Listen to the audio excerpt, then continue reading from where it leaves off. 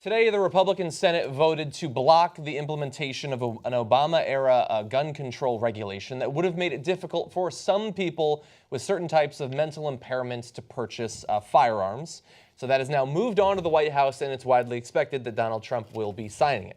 So yes, there was going to be a new regulation to make it harder for people with certain types of mental impairments to get guns, and the Republican Senate, as one of the, I think the third bill, maybe the fourth bill that they're sending to the White House, they're blocking that because they don't want to stop those people from getting guns. Our unalienable right to life and liberty and the pursuit of happiness, those rights were stripped from college kids in Blacksburg and Santa Barbara and from high schoolers at Columbine and from first graders in Newtown and from every family who never imagined that their loved one would be taken from our lives by a bullet from a gun.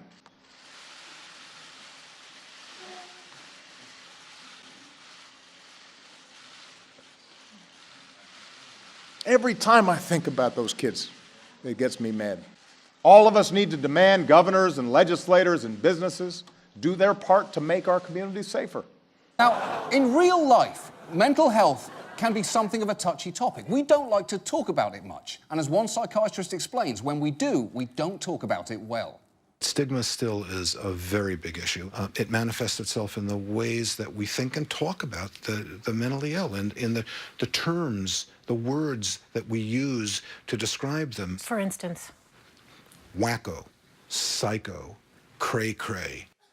Okay, sometimes even TV personalities with doctor in their names can get it disastrously wrong. On the next Dr. Oz, everybody wants to know, am I normal or nuts? Should you be worried? This behavior is...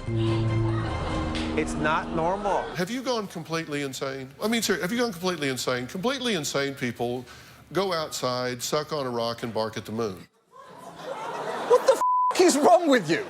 Perhaps the clearest sign of just how little we want to talk about mental health is that one of the only times it's actively brought up is, as we've seen yet again this week, in the aftermath of a mass shooting, as a means of steering the conversation away from gun control. This isn't guns, this is about really mental illness. In many of these shootings, we have people who have mental disturbances. Do we need to do a better job in mental health? You bet we do. Over the past years, there have been much talk about what exactly is the place of guns in our society.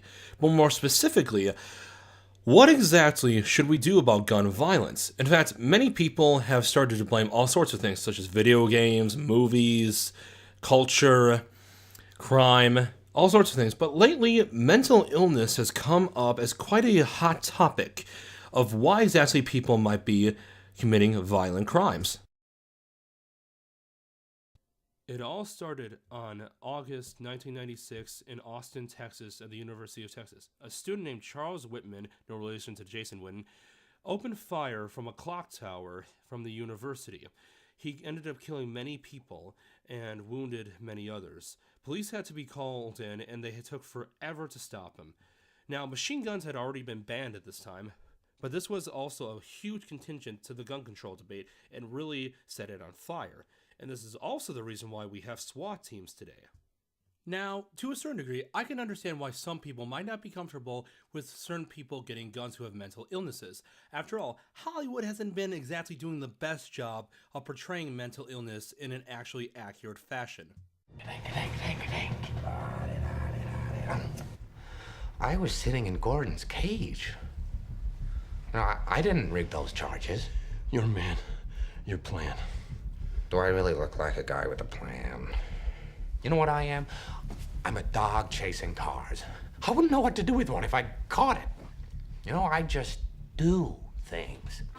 It's gonna take a hell of a lot more than that, counselor, to prove you're better than me. I am like God and God like me. I am as large as God. He is as small as I. He cannot above me, nor I beneath him be. You think that I'm crazier than you? Because... well, we're different, I mean. Oh my God. Oh, You're killing me. You know what? Forget I offered to help you. Forget the entire fucking idea. Because that must have been fucking crazy. Because I am so much crazier than you. Keep your voice down. I'm just the crazy slut with a dead husband. Forget it! Shut the fuck up. You shut Tiffany, the fuck up. hey, Tiffany.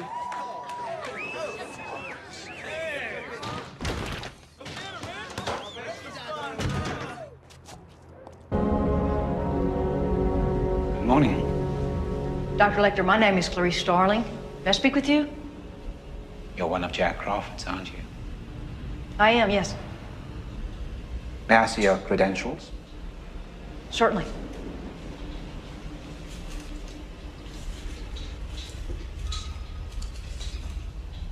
Closer, please.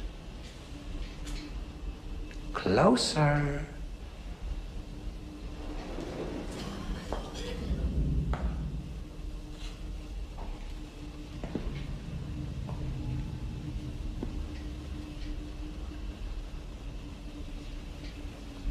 That expires in 1 week. You're not real FBI, are you? I'm still in training at the academy.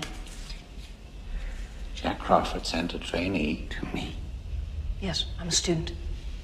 I'm here to learn from you.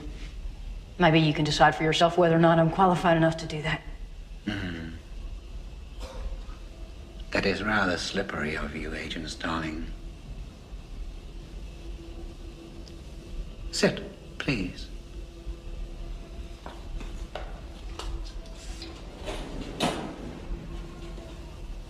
Now then, tell me, what did Miggs say to you? Multiple Miggs in the next cell. He hissed at you. What did he say? He said, I can smell your cunt. I see. I myself cannot.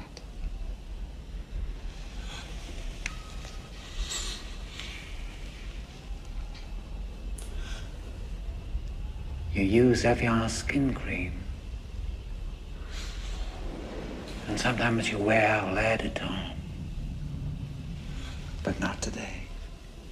So with that being said, what is the real difference between someone like myself who has Asperger's syndrome, which is a specific type of autism, and ADHD, versus someone who is an actual danger to society if they own a gun?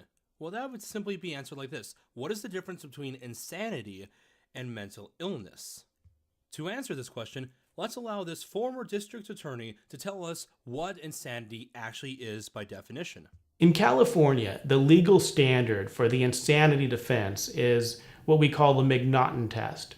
The McNaughton test says that somebody was insane at the time of the crime if he did not understand the nature of his actions and he could not tell the difference between right and wrong. Now, this is a very difficult legal standard to meet because, for example, if the person fled the scene of the crime, tried to cover his tracks, took evasive action, all of that would be considered evidence that he understood the difference between right and wrong or knew what he was doing was wrong. But logistically, in a insanity defense case, the way it works is we would enter a dual plea, a plea of not guilty and a second plea of not guilty by reason of insanity. And if the case went to trial, the jury would first have to determine whether the client was guilty of the crime, whether he actually committed the crime. If the jury finds that he didn't commit the crime, then the case is dismissed from there. But if the jury finds he did commit the crime, that he was guilty, then the case moves on to what we call a sanity hearing, and the court has to determine whether the person was sane or insane at the time of the crime.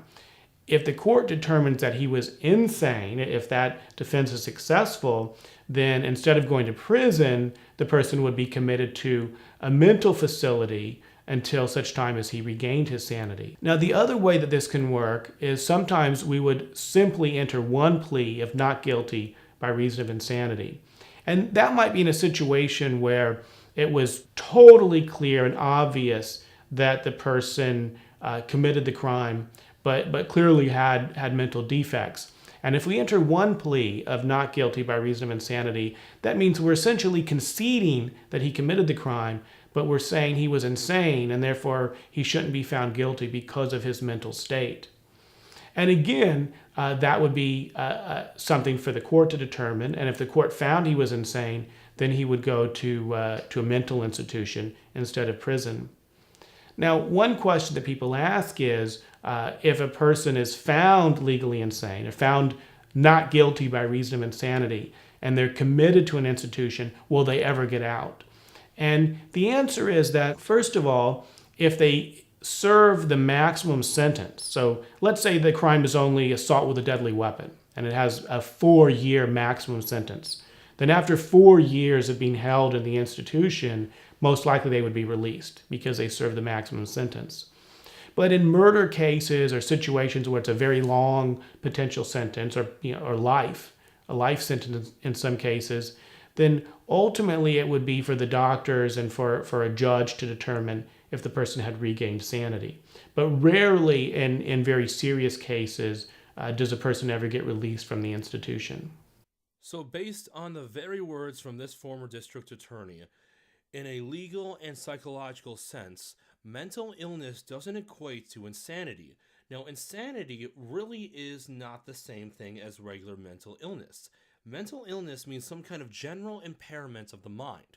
This could be, say, schizophrenia, autism, bipolar disorder, ADHD, depression.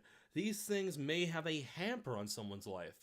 But we are oftentimes scared of the idea that perhaps a mentally ill person will be unable to control their actions and therefore will use something like a gun or a knife to hurt people and will not be able to stop themselves. But clearly, this is actually not the case, because insanity is the only form of mental illness where that is plausible.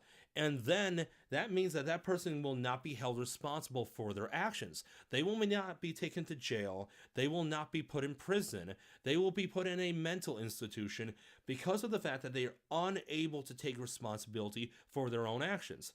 I will tell you this right now. If I were to commit a crime, I would be put in jail because of the fact that I am totally responsible for my own actions, because I understand the difference between right and wrong. But don't take my word for it. The use of the insanity defense is actually extremely rare. According to the Huffington Post, yes, I know, I'm using the Huffington Post now. Just play along here this one time, okay? Only 1% of those who go to trial actually ever get the insanity plea. That's right. Only 1%. There's plenty of people who go here who have been declared mentally ill, but only 1% of those people are actually legally insane. In addition to this, people with mental illnesses oftentimes are not as violent as they're made out to be in Hollywood films. The fact of the matter is this: according to a study that I originally found on the CDC's website, people with mental illnesses are actually more likely to be the victims of physical and emotional abuse. That's right, they're actually more in danger of being victimized by, say, their parents, by nurses, by all sorts of people, because of the fact that they have an inability to fight back and understand what's going on, and an inability to understand their rights and autonomy, that oftentimes they are the victims of abuse and mistreatment by the people who put themselves on a high horse, who do not have mental illness. Mental illness is something we really don't understand as much as we should.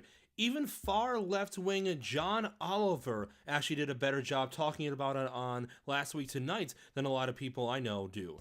But perhaps the clearest sign of just how little we want to talk about mental health is that one of the only times it's actively brought up is, as we've seen yet again this week, in the aftermath of a mass shooting, as a means of steering the conversation away from gun control. This isn't guns. This is about really mental illness. In many of these shootings, we have people who have mental disturbances. Do we need to do a better job in mental health? You bet we do.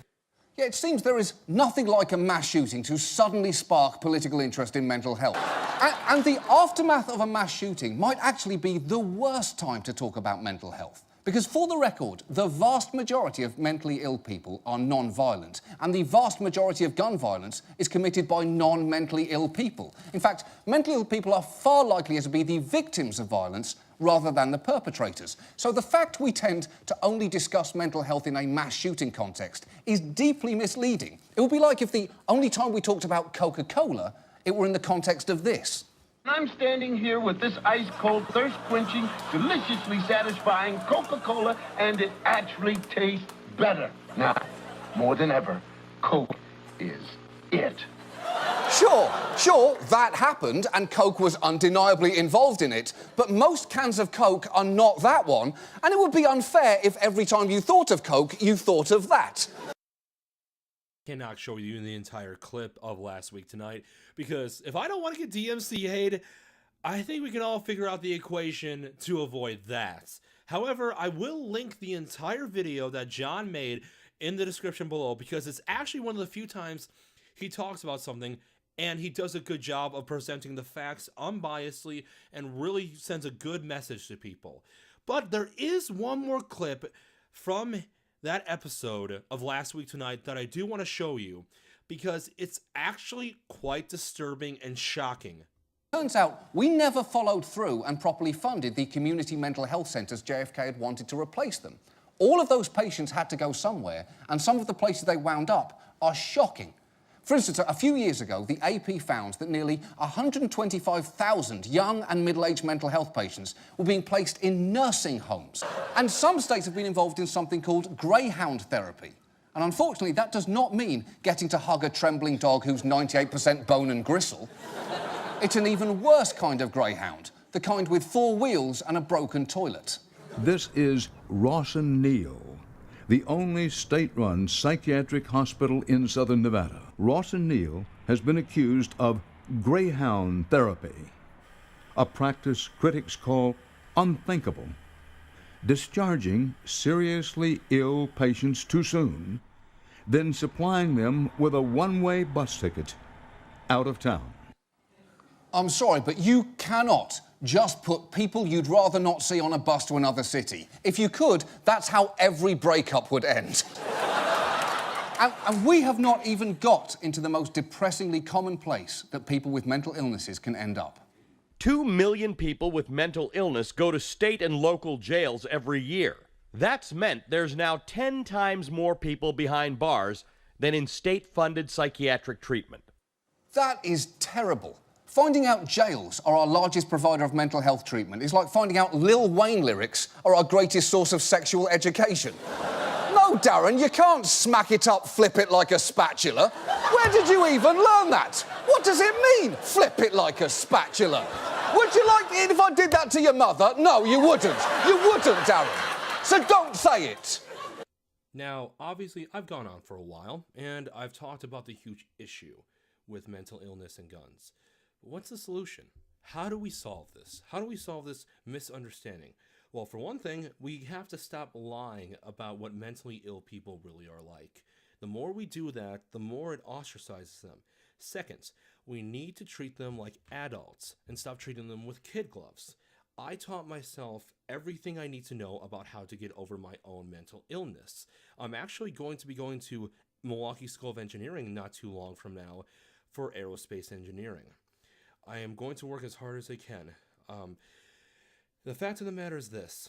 Mentally ill people are human beings. We need to treat them like that. We don't need to treat them like they're precious and they're unable to help themselves or treat them with kid gloves. We need to treat them with respect. And there's been plenty of mentally ill people who have lived very successful lives. I know what you're thinking, mentally ill people can't do that. But really, you're going to tell that to John Nash, the mathematician who actually got a Nobel Prize in mathematics? What about ex-NFL quarterback Quincy Carter? You're going to tell him that he's not allowed to throw a football around or own a gun because he actually had bipolar disorder? Even Charles Darwin, Albert Einstein, and Tim Burton were all diagnosed with different forms of autism. The solution is obvious and simple. Stop trying to take away guns from mentally ill people. Treat them like adults and treat them like human beings. They are rarely ever the perpetrators of violence. Again, as this Harvard study that I'm showing you right now reaffirms what I said earlier, People with mental illness rarely are ever the perpetrators of violence. We're more likely to be the victims of violence. Now, I'm not saying treat us like children or don't give us the autonomy we deserve. I'm not saying, take away responsibility from us because we're mentally ill or say that we shouldn't be punished as hard. No. If I kill someone or I rape someone or I hurt someone in any way, shape, or form, put me in jail, throw away the key, I deserve it because I know the difference between right and wrong. But treat us like adults because that's what we are. That's what we all are. We're human beings and we just want autonomy, the ability to decide for ourselves. Now, leftists that are listening to this right now, I want to get this clear through your head. My rights don't end where your feelings and fears of mentally ill people begin. But I understand that I beamed this point into the ground, and ladies and gentlemen, I hope you've enjoyed this presentation. So, to conclude, my name is Arcian, and I am the Angel of Objectivism, signing off.